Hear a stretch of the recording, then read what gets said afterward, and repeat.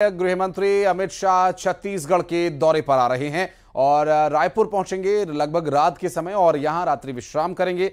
अमित शाह वल्लभाचार्य आश्रम भी जाने वाले हैं और दोपहर 12 बजे इंटर स्टेट कोऑर्डिनेशन की बैठक में ये अगले दिन हिस्सा लेंगे, जिसमें चीफ सेक्रेटरी और डीजीपी सहित बड़े अधिकारी शामिल होंगे। इसके बाद दोपहर 2 बजे छत्तीसगढ़ पुलिस की बैठक लेंगे, जिसमें नक्सलवाद से जुड़ी समस्याओं को लेकर उस पर कैसे उसका निराकरण हो, इस पर योजनाओं को लेकर समीक्षा करेंगे। गृह मंत्री अमित शाह 25 अगस्त को सुबह 11 बजे छत्तीसगढ़ शासन की बैठक लेंगे और 25 अगस्त को दिल्ली वापस लौट जाएंगे। बात करेंगे गृह मंत्री अमित शाह के दौरे को लेकर। आकाश शुक्ला हमारे सहयोगी जुड़ गए, उनसे बात करते हैं। आकाश, क्या डिटेल्स मिल पा रही हैं? गृह मंत्री छत्तीसगढ़ आ रहे हैं?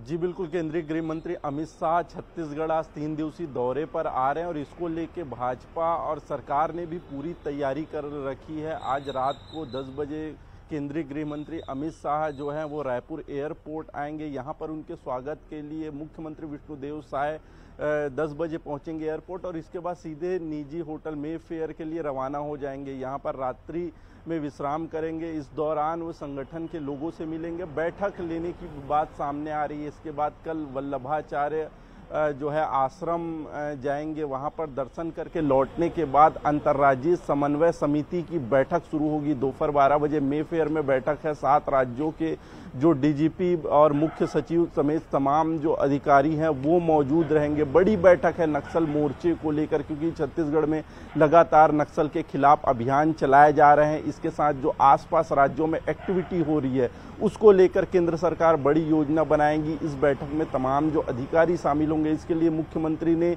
2 दिन पहले ही बैठक ली थी और जो प्रेजेंटेशन केंद्रीय गृह मंत्री को देना है उसकी सभी तैयारियों का जायजा लिया था। एक एक प्रेजेंटेशन सुना, साथ में अधिकारियों को निर्देश दिए थे कि और जो हमने योजनाएं चलाई है सरकार ने उसको भी इसमें रखा जाए, बताया जाए, सभी आंकड़े स्पष्ट हो इस तरीके से। इस दौरान जो है गृह मंत्री विजय शर्मा भी मौजूद थे और जो कल बैठक होने वाली है उसको लेकर भी तैयारी जो है वो पूरी कर ली गई है। इसके बाद जो है वो 25 तारीख को जो है छत्तीसगढ़ शासन के मंत्रियों के साथ बैठक होगी, संगठन की भी बैठक है और 25 तारीख को जो है केंद्रीय गृह मंत्री अमित शाह दिल्ली रवाना हो जाएंगे। लेकिन इस बीच जो है वो लगातार उनका जो कार्यक्रम का दौरा है काफ़ी महत्वपूर्ण होने वाला है और कल ही रात को जो है नितिन नवीन रायपुर पहुंचे हैं। केंद्रीय गृह मंत्री अमित शाह के आने से पहले वो भी आज बैठक लेंगे संगठन की और तमाम विषयों पर संगठन के विस्तार को नजर बनाए रखिएगा। आप डिटेल्स लेंगे आकाश आपसे आगे भी। बहुत बहुत शुक्रिया आपका इस पूरे मामले पर जानकारी देने के लिए।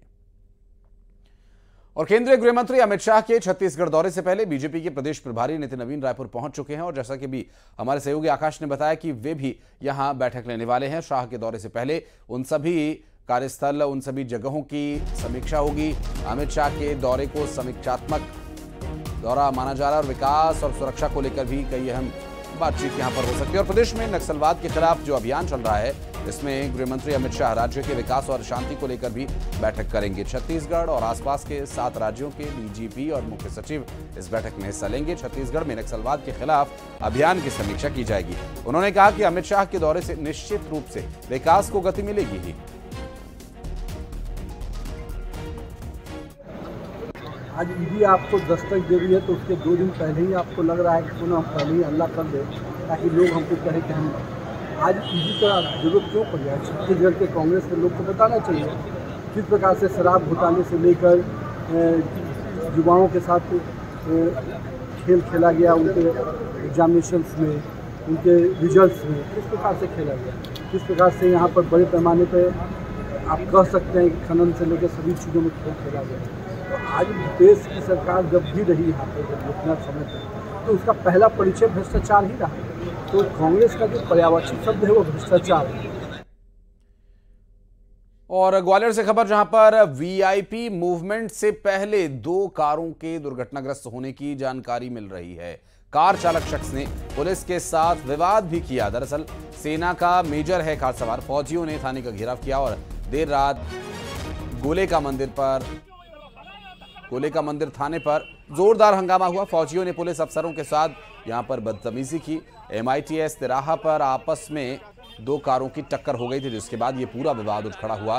ग्वालियर से ये पूरा मामला सामने आया, जहां पर कार सवार एक शख्स जो कि सेना में मेजर रैंक पर है, और ऐसे में वहां काफ़ी देर तक विवाद चलता रहा।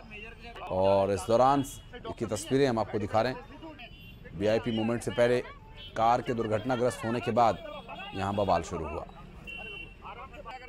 ये आज माननीय मुख्यमंत्री जी का ग्वालियर का विजिट था, उसी दौरान काफ़ी संख्या में पुलिस की व्यवस्था लगा था।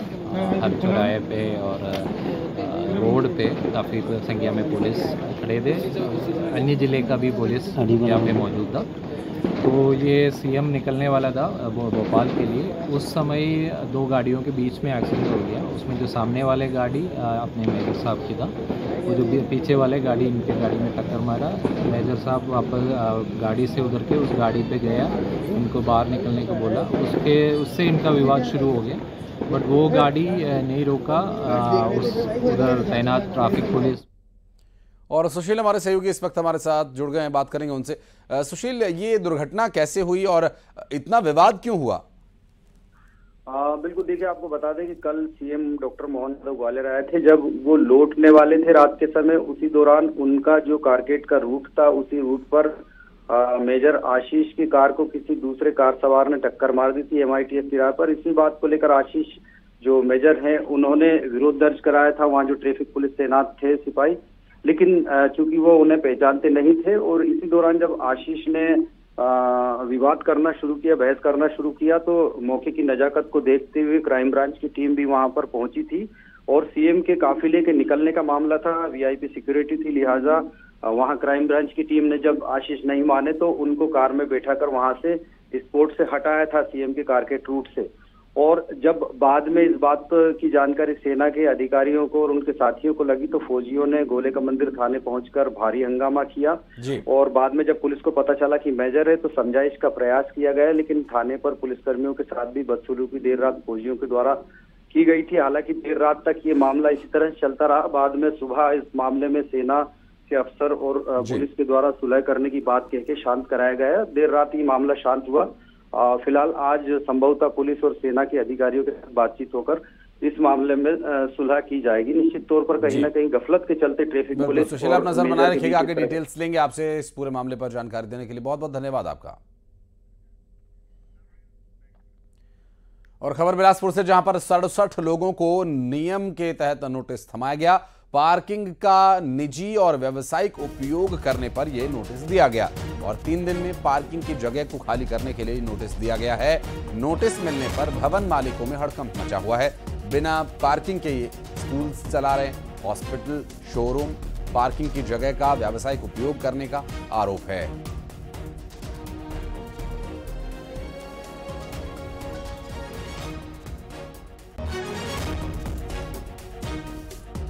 उमेश से बात करेंगे, हमारे सहयोगी इस वक्त हमारे साथ जुड़ गए। उमेश, ये जगह पार्किंग की थी, और पार्किंग की जगह पर क्या निर्माण कार्य किए गए थे या फिर अतिक्रमण करके कच्चा अतिक्रमण किया गया था? किस तरह का है ये पूरा मामला?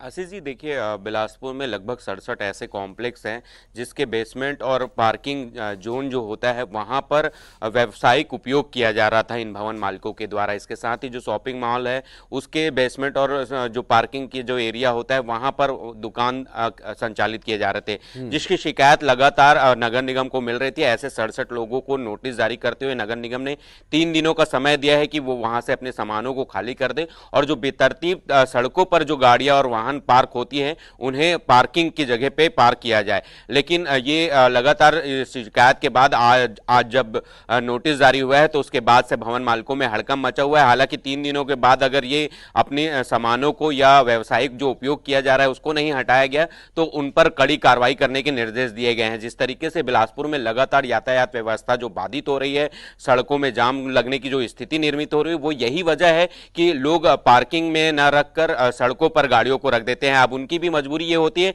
कि जहां पार्किंग बनाया गया है वहां पर व्यावसायिक उपयोग किया जा रहा है, कब्जा कर लिया गया है। तो ऐसे में जो लोग हैं वो मजबूरी में सड़कों पे पार करते हुए गाड़ियों को नजर आते हैं। यही वजह है कि जो जाम की स्थिति है, जो यातायात बाधित होता है, वो उसी की वजह से होता है। फिलहाल नगर निगम ने एक्शन लिया है, देखना है कि 3 दिनों बाद अगर ये कार्रवाई अगर वो हटाते नहीं है तो किस तरह की कार्रवाई जो है नगर निगम वो कार्रवाई करता है। जी बिल्कुल, एक बड़ी चुनौती होती है क्योंकि पब्लिक डीलिंग है और लोगों का आना जाना वहाँ बराबर लगा रहता है। ऐसे में इस जगह पर अगर कार्रवाई की जाती है तो कई लोग इससे प्रभावित होते हैं। बहरहाल बहुत बहुत शुक्रिया आपका इस पूरे मामले पर जानकारी देने के लिए।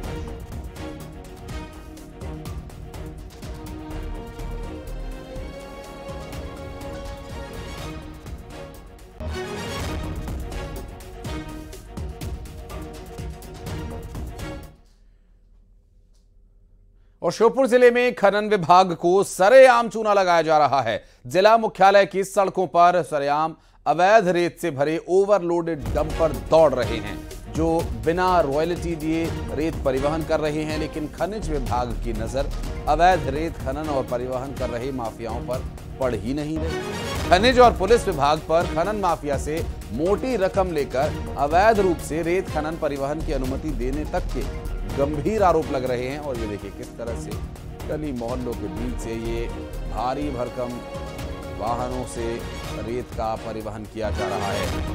ये तस्वीरें सामने आने के बाद भी प्रशासनिक स्तर से कोई उचित कार्रवाई या कोई संतुष्टिजनक जवाब नहीं मिला। और देखिए किस तरह पतली गलियों में ये भारी भरकम वाहन लेकर पहुंच रहे हैं। ये बड़ी दुर्घटना को न्योता दे रहे हैं। आप देखिए कितने नजदीक से छत के जो वाहन है वो गुजर रहा है। ऐसे में गलियों में आने जाने वाले लोगों की जान को भी खतरा हमेशा बना हुआ है। और साथ ही साथ ये राजस्व को लगाए जाने वाला एक बड़ा झटका है जिसमें शपथ लग रही है राजस्व विभाग को और उनके रेत माफियाओं से साठगांठ तक के आरोप लग रहे हैं।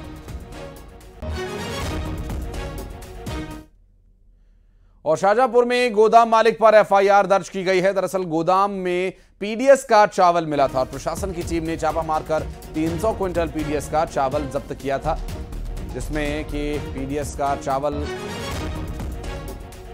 एक गोदाम से मिला था। और अब गोदाम मालिक पर एफआईआर दर्ज कर ली गई है, कार्रवाई की जा रही है। ये पीडीएस के चावल की बरामदगी हुई थी। प्रशासन की टीम ने छापामार कार्रवाई करते हुए 300 क्विंटल पीडीएस का चावल जब्त किया था। और इस पूरे मामले में अब कार्रवाई की जा रही है, एफआईआर दर्ज कर ली गई है गोदाम मालिक के खिलाफ। कनिष्ठ खाद्य अधिकारी अजय सिंह द्वारा थाने पर एक आवेदन दिया गया था जिसमें उनके द्वारा जांच की गई है कि जो डासीपुरा का रहने वाला रईस खां है उसका जो गोदाम है डासीपुरा के अंदर, वहाँ पर पीडीएस का चावल पाया गया है, जिसकी उन्होंने जांच करवाई तो वो पीडीएस का होना पाया गया, जिसके आधार पर एफआईआर की गई है और अभी जांच जारी है। सर आरोपी गिरफ्तार फरार है? नहीं। और अंबिकापुर से एक बड़ी खबर आपको बता दें, जहां गोलीकांड मामले का खुलासा हुआ। हिरासत में लिए गए आरोपी संजीव मंडल को ही इसमें कातिल बताया जा रहा है। अक्षत अग्रवाल के सीने में 3 गोलियां मारी गई थी और पुलिस ने आरोपी से करीब 50,000 रुपए, मृतक के सोने की चेन, ब्रेसलेट, अंगूठी बरामद की और आरोपी की निशानदेही पर पिस्टल और कारतूस भी बरामद कर लिया गया है। बताया जा रहा है कि ये चठिरमा जंगल में कार मिली थी अक्षत की और कार के अंदर लाश मिली थी। आरोपी से नकदी, सोने की चेन, अंगूठी, ब्रेसलेट समेत जो सामान बरामद हुआ उसे जब्त कर लिया गया है। और इस पूरे मामले में आरोपी के खिलाफ कार्रवाई किए जाने की तैयारी है। आरोपी संजीव मंडल ही कातिल निकला है।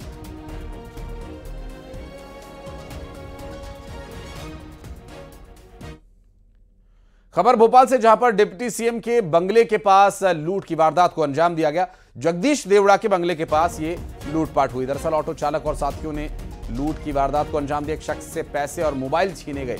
दरअसल टीटी नगर पुलिस पूरे मामले में छानबीन कर रही है और सीसीटीवी फुटेज खंगाल कर इसमें से लीड निकालने की कोशिश की जा रही है, जिससे कि इस पूरे मामले का खुलासा हो सके। डिप्टी सीएम के बंगले के पास ही इस लूटपाट की वारदात को अंजाम दिया गया। रात की घटना है करीब 12 बजे की और फरियादी नरेंद्र सिंह राजपूत के द्वारा बताया गया था कि जब वो शर्मा भोजनालय से खाना खाकर जवाहर चौक तरफ आ रहे थे तो जवाहर चौक पर एक ऑटो वाले ने ऑटो रोका, उनसे पूछा था कहाँ चलना है, तो उनके द्वारा बताया गया था कि रविंद्र भवन की तरफ जाना है। उस ऑटो में 2-3 लड़के और भी बैठे हुए थे और ये भी सवारी बनकर उसमें बैठ गए थे। तो ऑटो वाला रविंद्र भवन तरफ ना ले जाकर रोशनपुरा से नान के पेट्रोल पंप साइड ले गया था और वहाँ पर रोककर फरियादी का मोबाइल और 300 रुपये छीन लिए थे। तो इसमें अभी हम सीसी कैमरे दिखवा कर पतासाजी कर। और बैतूल के 2 आदि